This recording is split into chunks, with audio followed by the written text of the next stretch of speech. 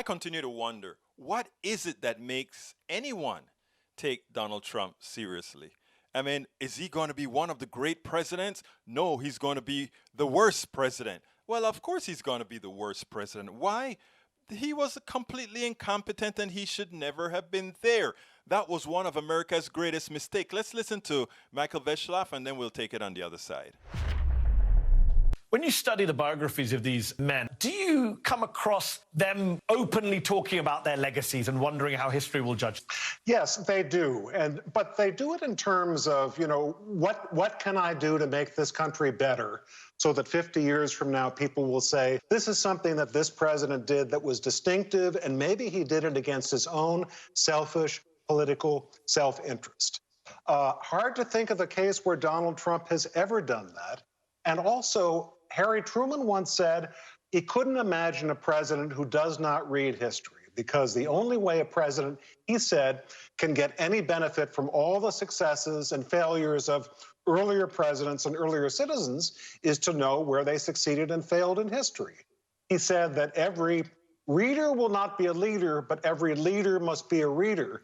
If Truman came back and saw a president as completely ignorant and indifferent to history as Donald Trump, I think he would have been shocked. Michael, aren't you being unfair to Donald Trump? He says he studied history and he's the best president since Lincoln. Well, I'm the king of Romania now. When do we go beyond saying Donald Trump is among the worst presidents in history and say, with days to go till he leaves office, he's basically the worst? Well, a historian has to always account for the possibility that 50 years later a president would look better in some ways than he did to his own generation.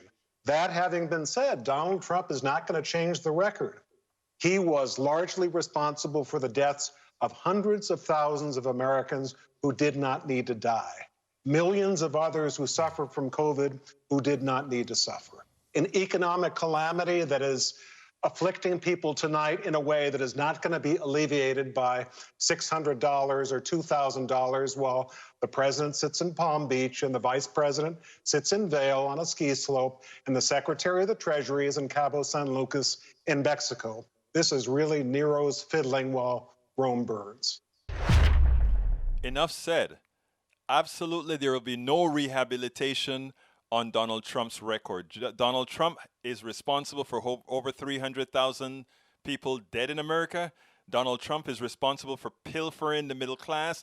Donald Trump is responsible for transferring the wealth of many to a few. Donald Trump is responsible for changing regulations that have polluted this entire environment throughout the country.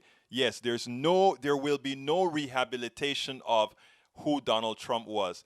And for any minor success that one may think he had, it is all superseded by the evil he inflicted on too many in this country.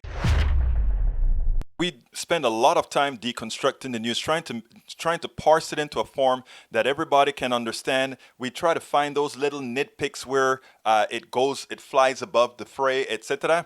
If you really like these videos that we do, I want to ask a big favor. Please go ahead, number one, subscribe to our channel, and number two, please join if you can. Thank you so kindly for watching. Keep watching. Please remember to share. We must populate the entire internet with our progressive message, a message that we know is what most Americans say that they want. So help us, please join.